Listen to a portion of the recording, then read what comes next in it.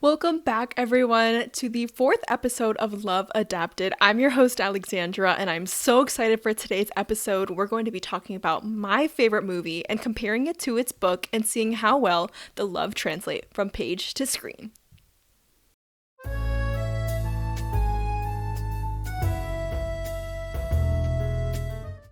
I hope you guys are having an amazing week. You might notice that I'm in a new location right now. This is my house. I'm currently in my living room.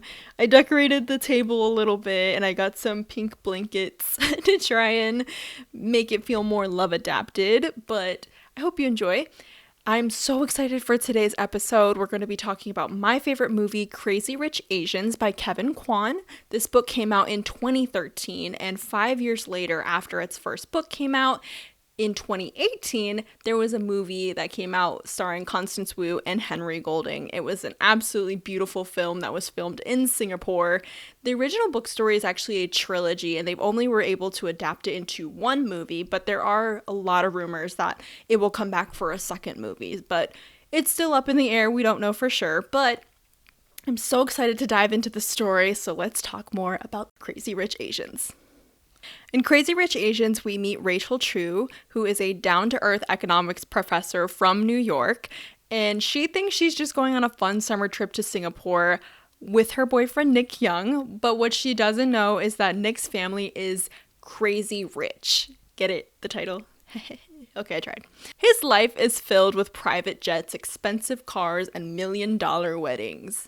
When Rachel arrives, she is thrown into this high society gossip and intense family drama. And listen, I can smell a toxic mother-in-law from a mile away.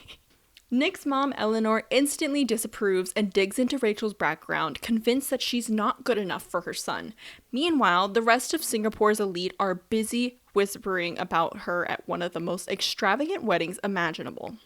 As Rachel tries to navigate love, loyalty, and luxury, she wonders where she truly fits in Nick's life and in her own.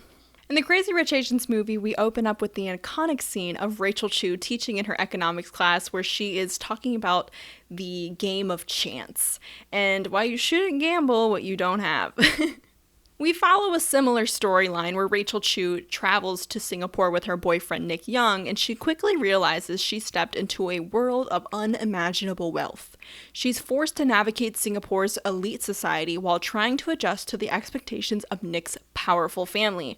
One of the movie's most iconic moments is the lavish wedding at Marina Bay Sands, where every detail screams glamorous, and Rachel must hold her own among Nick's intimidating relatives. Another standout scene is the dumpling dinner with Eleanor, where you could cut the tension in the air with a knife. Like, oh my gosh. But we also see glimpses of Eleanor's heart and also why she feels such a duty over the family. Of course, the rooftop proposal and quiet romantic moments with Nick showcase the heart of their love story.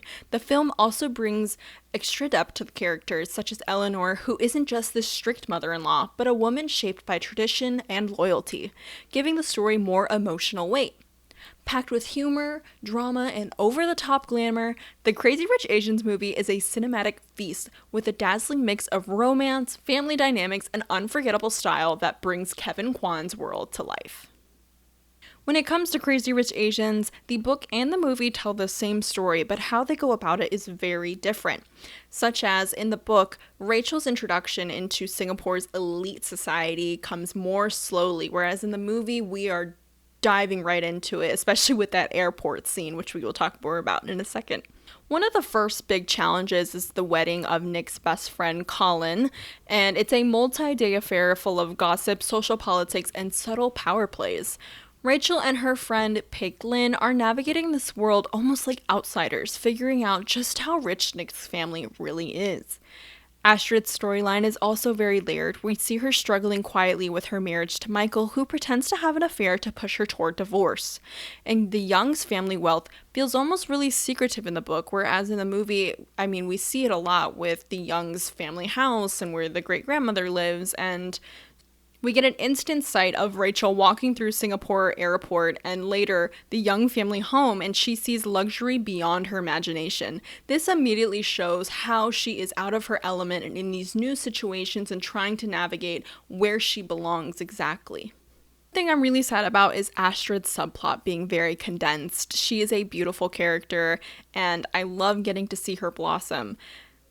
We only see brief moments of tension with her husband and glimpses of her discovering the affair, and even when she finds out about it, she tries to keep it under wraps until after the wedding to prevent a scene because she cares about how her reputation is presented out in the world, whereas he just cares about getting attention. And at the end of the film, she does find the power to leave her husband, and she has this beautiful monologue saying that I don't need you, I never did, and I can't help you be something that you're not, which is a man. And I thought that was one of the most iconic lines of the movie, and I really wish we could have seen more of her character, but they did really well of her representation on screen. Character interactions also shift. In the book, Rachel meets Eleanor a lot later, which keeps her like this mysterious figure, and it's more intimidating when we're building up to meeting this character. It made their eventual confrontation more tense. The movie added the dumpling scene, which gives Eleanor depth and showing that she has strict expectations. However, she has a lot of value for her family, tradition, and love. I think a really big change is the ending. In the book, we have a up for interpretation kind of ending. They ended up breaking off things, but they never fully got back together. There was just the hope. They had lunch together, and it was just like, we could get back together, we want to be together, but it's not for sure. It's really up for audience interpretation. Instead of the movie that ended with this giant engagement proposal with a giant party, and it was very luxurious and large, and they were definitely going to plan to be married. However, that doesn't happen in the book, but I think this change was really necessary. It made me really happy to see them be resilient in their relationship and grow together, and so I love getting to see them end together. It made me sad that there wasn't more films, so I felt like this was a really good choice in case that something like that were to happen. After analyzing both the book and the movie for Crazy Rich Asians, now we get to decide which version tells the story better. This is really hard because the book is so detailed and witty, and it's filled with that juicy family drama, and we get to see the love and the traditions and the behind the scenes and thought processes of these characters, which is always what makes the book so special, because we get to see something that we don't necessarily get to see with our own eyes. We get to hear their thoughts and understand the situations that we're going through, and maybe some scenes that the main character doesn't know happen, but we know it happens, and it's a lot of beautiful things. There's so many great moments where we get to see Nick and Rachel's romance, Astrid's struggle in her marriage, the wild bachelor and bachelorette parties, and just the full Singaporean elite society and what that looks like. It gives you a full picture for sure of the luxury that the young family gets to experience.